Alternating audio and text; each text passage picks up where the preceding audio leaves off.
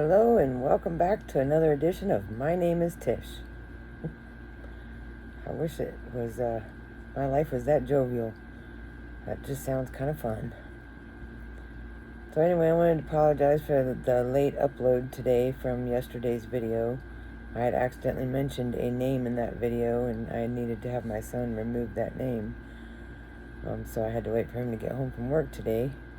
And then he had his driver's test today, and unfortunately he got an instructor that, well, she ended his test because she had told him to go straight in the lane that they were in.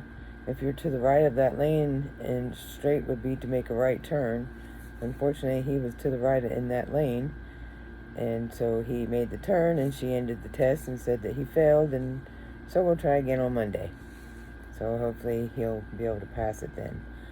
But I've never heard of an instructor doing that. She could have just had him go around the block and continue on. So I was rather surprised. But I guess, it's up to the individual instructor. But that was just really crazy. So, but anyway,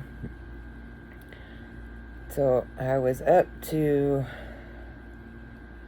I think I was right up to the point to where we had went and got my siblings, and I just started talking about that. Since then, I had remembered a couple of things I wanted to mention from before they came out. The son had a machete, and he used to like to hit me with that machete, but it was with the broad side of the machete, so I was never cut by it. He just liked to hit me with it.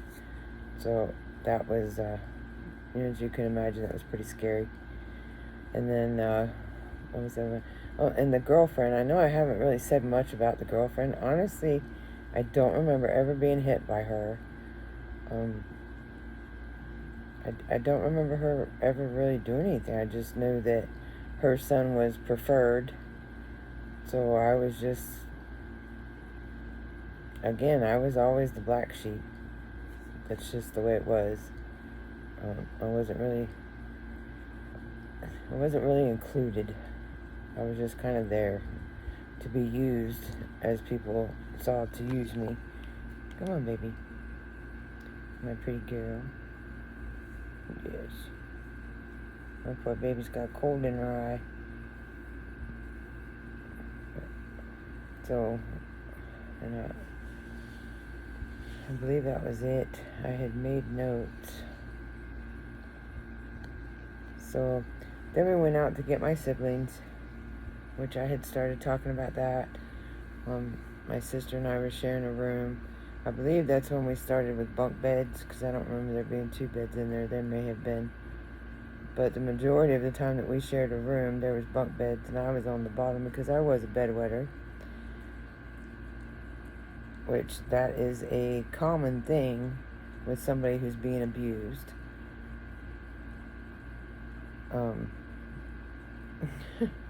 She always gives so many kisses. So I was always on the bottom bunk, and of course I would get beat for wetting the bed. But then I was wetting the bed because of what was going on. So, and then my youngest sibling was in a room full of stuff. I mean, it was just like whenever the van was unloaded and the stuff that was being set up and auctioned and stuff, there was just a lot of junk in that room. Most of it went in the basement, but a lot of it was in that room. She's so silly. Anyway,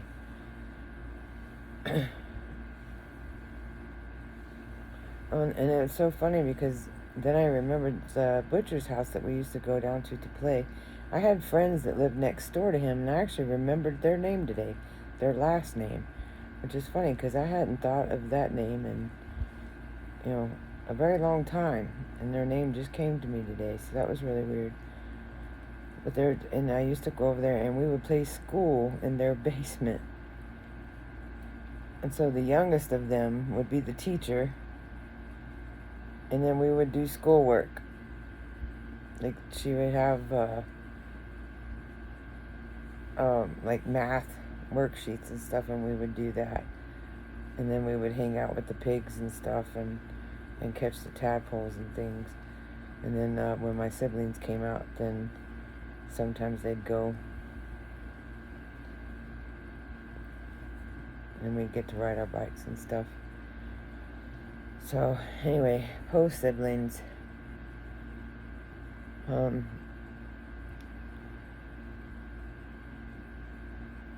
I don't remember anything real specific right off.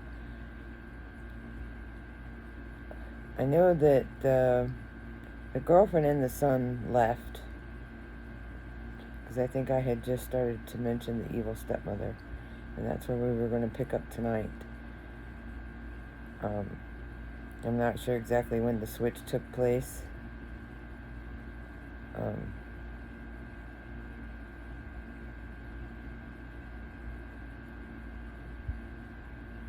See, I want to say that my siblings came out in '82. I want to say it was like Christmas of '82. Mom says '83, but I know that can't be right. Dad said '81, but I think it was '82.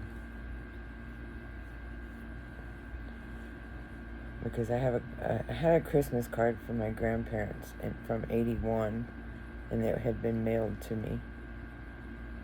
So I really would think it was '82.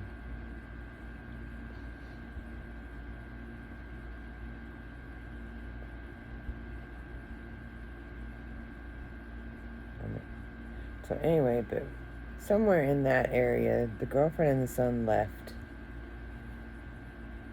and the evil stepmother comes into play.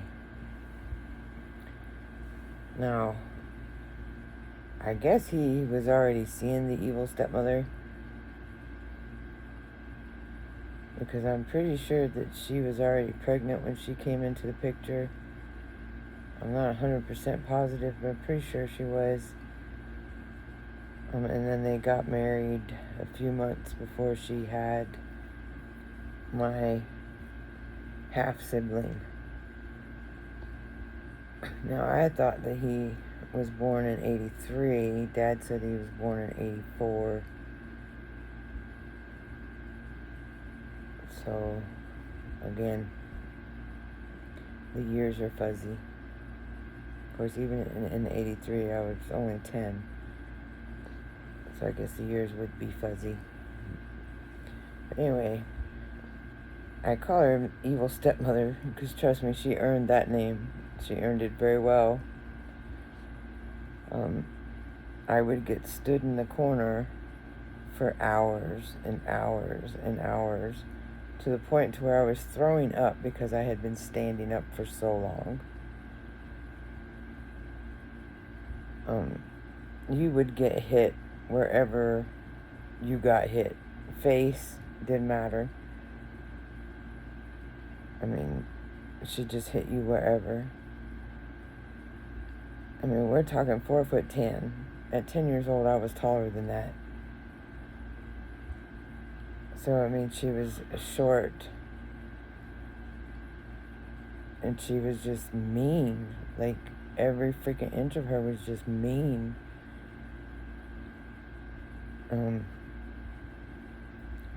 Like, I will not go into my youngest sibling's story. It's his story to tell. And me and my youngest sibling both have told our story. Neither one of us have a problem with people knowing us or our stories. The reason why I'm not using names and I'm not putting that out there is because the rest of our family, they don't want people to know their story. You know, and they don't want people to know who they are. And I respect that. I totally get it. I understand. Not everybody wants to deal with the stuff that we've gone through. I mean, and they deal with it in their own way. You know, there was a time when I didn't understand that, because I'm a talker, he's a talker. I'm talking about my youngest sibling. We're talkers. I mean, that's how we work through things. But not everybody's like that.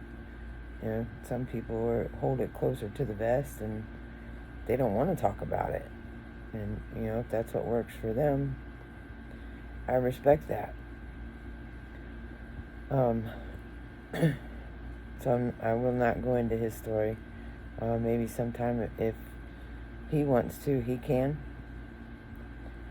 But I'm not going to go into his. He got a lot from her. I mean, she went above and beyond when it came to him. I tended to catch quite a bit from her myself. But, so anyway, it was, I don't know, when she had my half-sibling,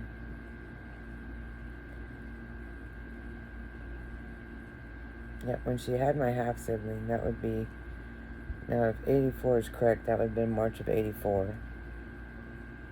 Okay, it wasn't long after that that we left Nipetown Rd, because when she came home with the baby, the water and stuff was off. Like, the bill hadn't been paid. We didn't have any water. I'm pretty sure we had electricity, but we didn't have any water. And now that I've had 2 children, I can't imagine coming home to a house with no water. Because the one thing you need to do is be able to clean yourself up. I mean, all of us women know that that's a necessity, especially after having a child. It's right after having a child. So it wasn't long after that we left Nipetown Rd. In the transition between Nipetown Rd and the John Street house, we had spent probably about a week in a hotel. I don't know what hotel it was. I have no freaking clue. I just remember that there was a transition period there, where we had to find a place to move into. I don't remember if we'd been evicted or what, or whatever the case was. We had to leave the Nipetown Rd house, and we didn't have a place to go, so we went to a hotel. So, while we were at a hotel, there was an incident that occurred between me and my youngest sibling. Now, for years, and I mean up until about 15 years ago, maybe just over that, my brother and I had never spoke about this. And I was in the middle of writing my book, and I have it on a CD around here somewhere, because I had saved it to a disc. And I actually thought about reading it to see if maybe there was something on there that I had forgotten to include, because, it was written several years ago, therefore maybe my memory was a little better then, because I have gotten older, and like I said, I had brain surgery 4 years ago. Anyway, that was the first time we had ever spoke about this incident, but I had carried the guilt. It's like, bad. Like, really, really bad. I had carried guilt from this incident, feeling like I was no better than my dad because I had abused my brother. And actually, you know what? While we were still at the Nipetown Rd house, this is when I started to figure out I had an anger issue, which I had never been allowed to show any kind of emotion. I wasn't allowed to cry. I wasn't allowed to get mad. I wasn't allowed to show anything. It just wasn't allowed. So, and everybody had always been in control of me. And then my siblings come out, and then there's times where I'm in charge of them, and that's when my anger started to show. I remember one day when my siblings had come in, or I'm not sure exactly, because I know that we went to the same school, because we were all, I don't even think, he wasn't old enough to even be in school. So I guess we had come home from school, my middle sibling and I had come home from school, and my brother had said hello to me. And that was it. That's all he did. He said hello. And I hit him in the head with a tennis racket. And it actually cut him. And I felt so fucking bad. I felt horrible. I had hurt my brother because he said hello to me. I don't know where the anger came from. I don't know why I responded like that. But I felt absolutely horrible. And it just came out of nowhere. There was no reason for me to be upset with him. All I did was say hello. I mean, hell, even if I was having a bad day, that never should have happened. I felt so bad. I mean, I was highly upset. I was apologizing like crazy. I'm hugging him, telling him how sorry I am. I don't know why I did that. And I wasn't like beating him with the tennis racket. I had hit him one time with a tennis racket in the head. And I will never, ever forget that. I will never forget that. I mean, that is just burned in my head. That is a memory that will never go away. But, and that happened at the Nipetown Rd house. Back to where we were in this hotel and the incident that took place between my brother and I. I mean, and that was like this massive weight that I carried for, the better part of 20 years, more than 20 years. And it wasn't until my brother and I talked about it that very first time, when my brother was like, you do realize that Dad was there, or something to that effect. But I had completely blocked out the fact that my dad was even present, because I felt like I was the one that had abused my brother. Completely absolved my dad of having anything to do with that. Any kind of guilt wasn't on him, it was all me. Which that becomes like a theme throughout a good part of my life. But it wasn't until we finally had that conversation, like more than 20 years later, because I had completely blocked it out. And that's the one thing that I remember about the hotel. I don't really remember anything else.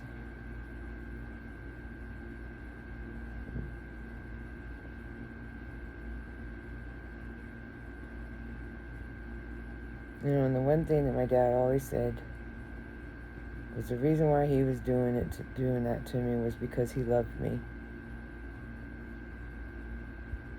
And so I always thought that the reason why I did that to my brother was because I loved him, and I just wanted to show him that I loved him. So I don't know how I managed to completely cut my dad out of that picture, but I had carried that guilt solely on my own shoulders, thinking that I was no better than my dad. Like, years later, when my middle sibling had children, I was afraid to be around her kids, because I was afraid that I would do to them what my dad did to me. I mean, I was scared to death, and I never understood why she was okay with me being around her kids. Like, she wasn't at all worried about me being around her kids. Like, she knew that I would never do anything to her kids, but I didn't know that. Like, I was always afraid. I mean, I never wanted to hurt kids. Like, we'll get into all that as we go on, but I mean, that situation between me and my youngest sibling, though, that really messed me up bad. And it wasn't until he told me what the situation truly was before I was able to let any of that guilt go. I just carried it with me. for all those years, just carried it.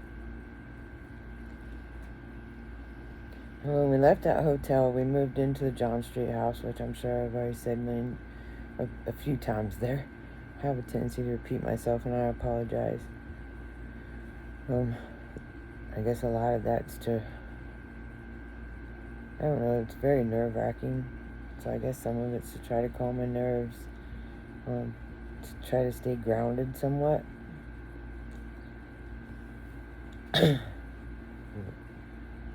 So anyway, the John Street house is where the library book incident took place that I was talking about in the first memory share. This is also where different women were introduced into their relationship. So, like, there would be other people involved with them. Like, I don't know how to explain that.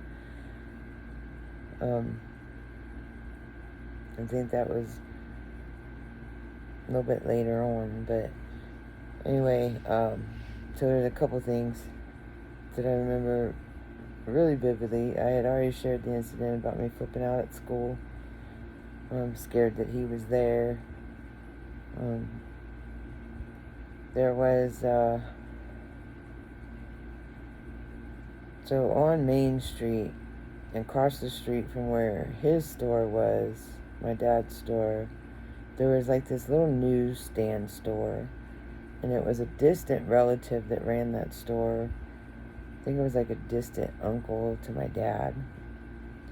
Anyway, he was robbed and murdered.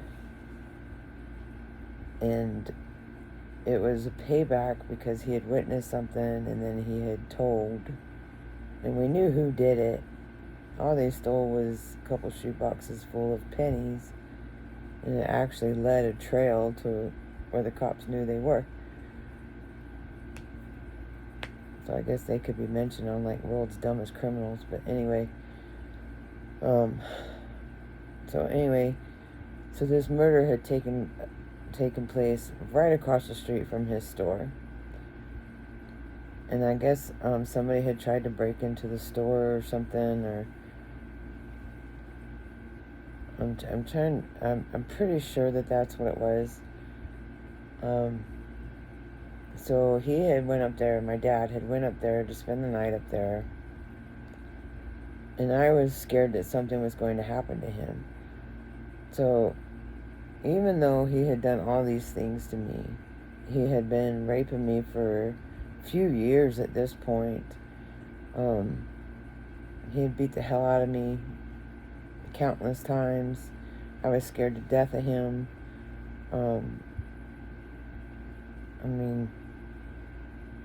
And I don't know that I will ever be able to convey to you the fear that I had of my dad. I don't know that it's even possible to do that. And I'll share some, like, I guess that's where the PTSD would come in. Like, I could share some things about that with you.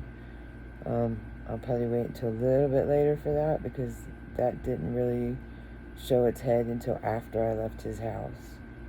And then those things became more clear.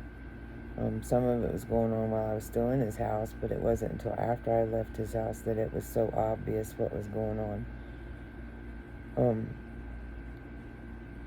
So anyway, he had went to the store and was spending the night up there. You know, I guess to make sure that nobody broke into the store or stole anything. And I was really worried that something would happen to my dad. I mean, regardless of all this shit that he had done to me, I still loved him. He's my dad.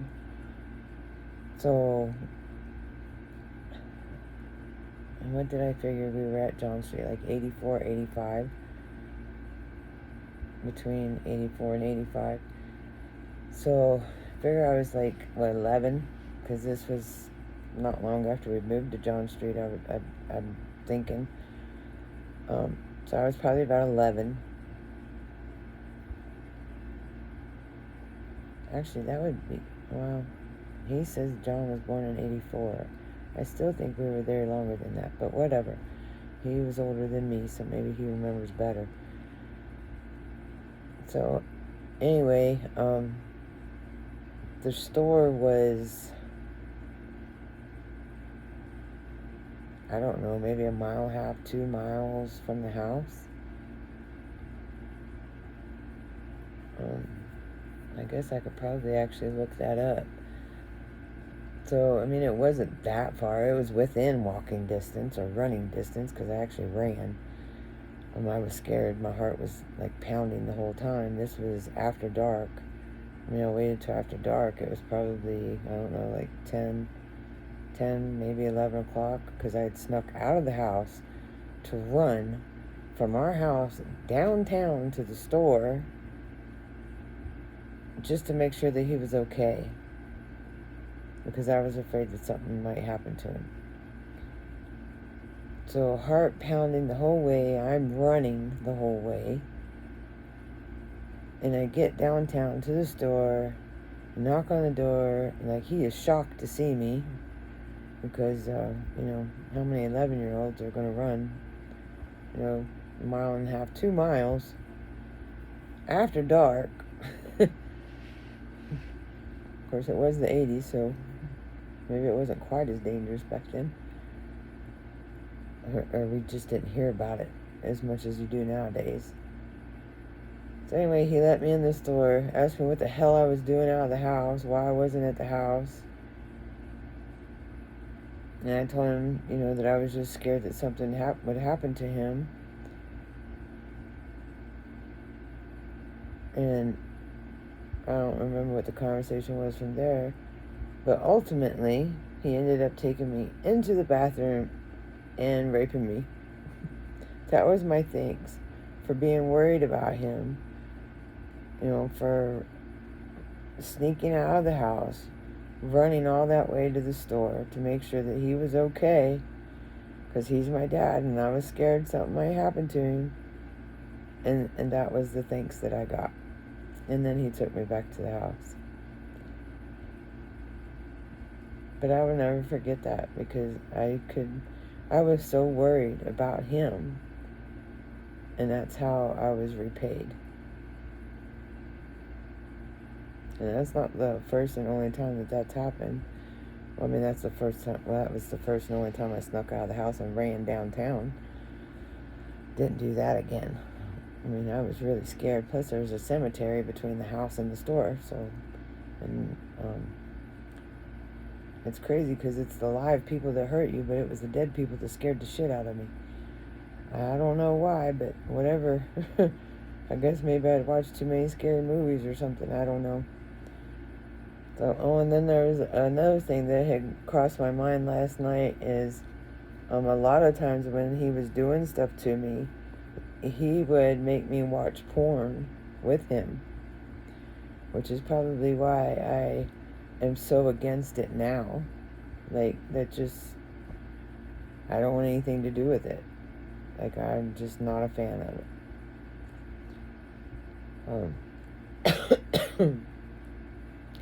I think the one movie that I'll never forget is The Blood-Sucking Freaks. Like, they were cutting off the men parts and serving it on platters. And, I mean, the stuff was just gross. But he would have me watch these damn movies.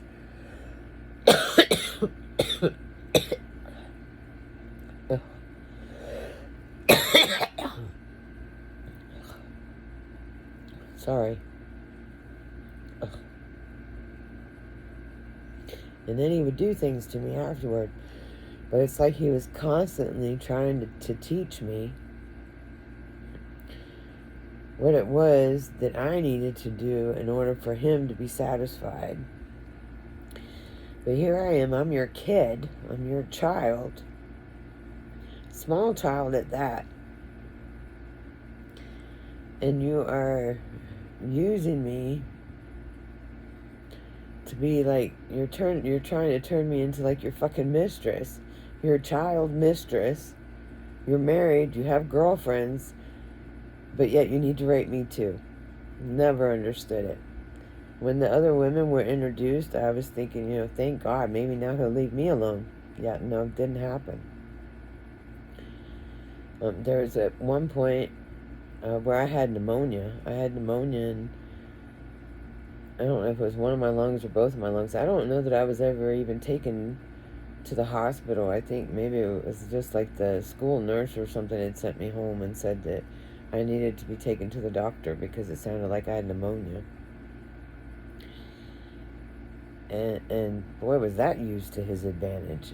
So he would rub was it Vicks? He would rub Vicks on my chest. And that was his excuse for being able to put his hands on my chest. So here I am sick. And he was using that as an excuse to put his hands on me. Oh,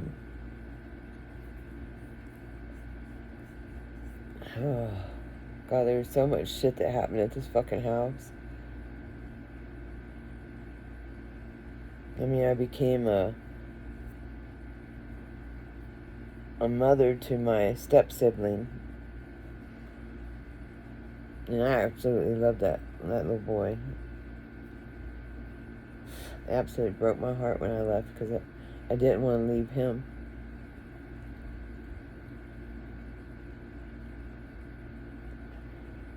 But, I didn't want to leave any of my siblings.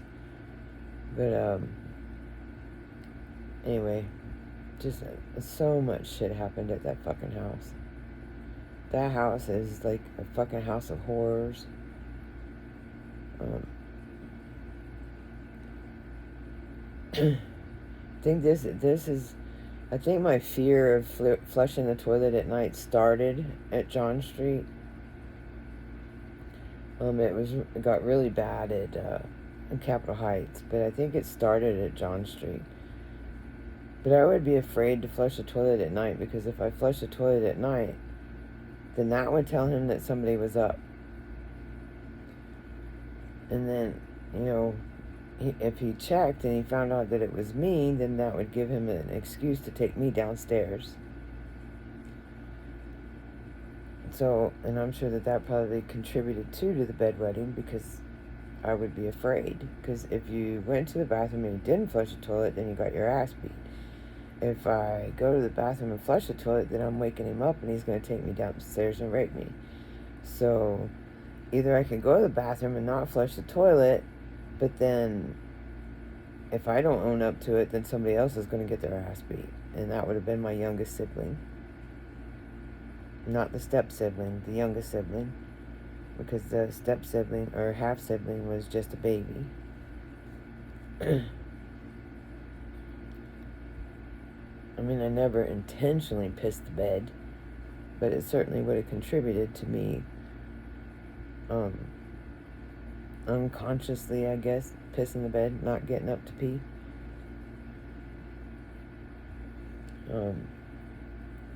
And another one of the worst beatings I got was my dad had a coin collection. Now, this is probably the stupidest thing ever, okay? They accused me of stealing his coin collection, okay? Now, I knew that it was a coin collection because it was in books. They were blue books. It's the old blue books. I don't know if they still use those. And it would have the year on it, and then it would be like all quarters or whatever. Like the one side would have the different values, and I want to say the inside was all quarters. I mean, I don't specifically remember. I just know that there was a bunch of coins in it. Anyway, and he had several of these books. So he had accused me of stealing his coins. Okay, but I had never touched his coins. My siblings didn't touch his coins. Okay, the coins were, the half-sibling had gotten a hold of them. And he was he was only like a year old. Or just maybe not even quite a year old. But he was a toddler. I mean, he was like moving around. So anything that he could get a hold of, he would get into. I mean, that's what toddlers do. But you know how they have the slots in the back of the washing machine? He would put stuff in there. Like, he would put the coins and stuff in there. And I actually caught him doing it, but I didn't know that there were coins out of the coin collection. Okay, I just knew that he had put stuff in there. And that there had been coins that had went in there. Okay, so I get accused of it. I'm not thinking about the stuff that he had put in the washer. And I'm getting the shit beat out of me over these coins. Now, again, always tell the truth first. I didn't take the coins. I've never even touched the coins. I don't know what happened to the coins. And I get beat. Well, you're going to find the coins. You better find them. You better come up with them. What did you do with them? You better give them back. And so every fucking 15 minutes, I would get beat. Every 15 minutes. Until I come up with the coins. Well, how in the fuck am I going to come up with coins that I don't know where they're at? And this went on and on and on. And so finally I tell him, okay, I took the coins. I took them to school and I spent them on, candy. I don't know what the hell I would do with these damn coins. I didn't take them. So that's what I came up with.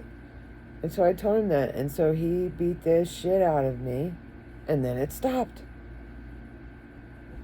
And shit like that would happen all the time. Over shit, I wouldn't even know what the hell he was talking about. And that would happen. And that's exactly how it went down every single time. I would tell the truth. He would beat the shit out of me. Eventually I would change the story, tell a lie. He might beat me one final time, good and proper. And then it would stop. And this happened over and over and over. Over dumb shit. The library books, the fucking coins, the damn basement battery for the back door, I don't know. I guess he enjoyed it. I don't fucking know. I honestly don't fucking know. How in the hell you can enjoy hurting your kid like that? I don't fucking know. I don't know.